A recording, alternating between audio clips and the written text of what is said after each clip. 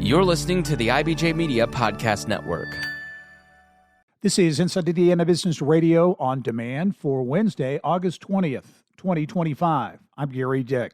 In Indianapolis, city officials will today consider whether to rezone nearly 500 acres on the far southeast side for a planned $1 billion data center campus.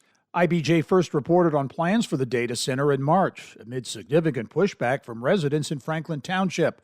On Tuesday, Google representatives confirmed their involvement in a statement sent to IBJ.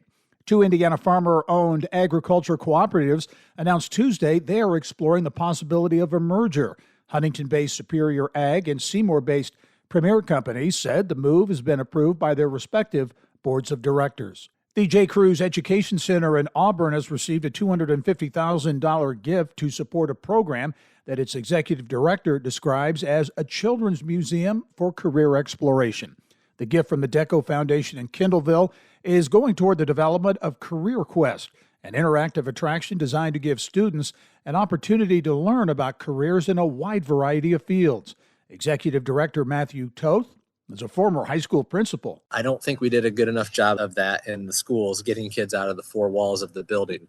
And when we did, it was very difficult for businesses to host students at their place of employment. And so what we're doing at Career Quest is recreating that space and recreating the experiences so that they can come in and spend as much time as they need to exploring all of the different jobs. From the state's #1 source for Indiana business news, you're listening to Inside Indiana Business Radio.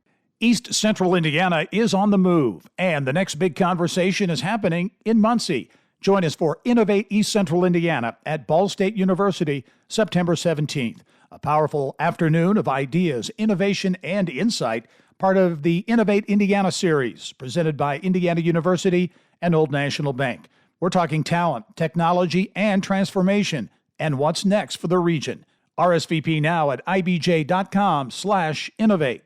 A South Bend steel processor is facing a lawsuit from former employees who claim a cyber gang infiltrated the company's computer systems. Tim O'Toole and James Miller, former employees of Steel Warehouse Company, claimed the company consistently failed to have proper cybersecurity protections, leading to a recent breach of the plaintiff's personally identifiable information, including names, social security numbers, and payment information. According to the complaint, the Cactus Cyber Gang, believed to be affiliated with a notorious ransomware, has taken credit for infiltrating the company's information systems and successfully downloading about 679 gigabytes of files, which it then shared on the dark web. O'Toole and Miller argue that the company's cybersecurity systems were woefully inadequate, and they accuse the company of negligence, breach of implied contract, breach of bailment, and an invasion of privacy and public disclosure of private facts. In addition to seeking personal damages for the plaintiffs, their attorneys are asking the court to require the company to implement and maintain a comprehensive information security program, prohibit it from keeping personally identifiable information on a cloud-based database, and to seek out third-party security auditors to conduct periodic testing on its security systems.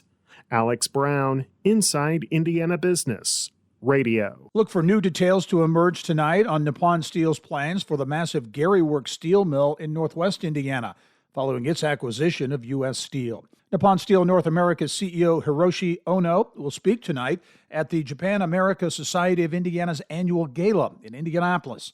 Nippon has pledged to invest more than $3 billion in Gary. Indiana Landmarks has received a $100,000 donation from the Woodard Van Riper Family Foundation in Carmel, with the goal of supporting the nonprofit's preservation causes. The gift honors former Indiana Landmarks president Marsh Davis, who retired in April. This is Gary Dick for Inside Indiana Business Radio on Demand. Whether it's healthcare innovation, major infrastructure, or global sports impact, Inside Indiana Business with Gary Dick tells the stories of Indiana's groundbreakers and game changers. It's the must-listen show for business, civic, and community leaders across the state. Subscribe and listen wherever you get your podcasts or at ibjpodcast.com. On the go? So are we. Get the IBJ Media app, your all-in-one news source for Indiana business news.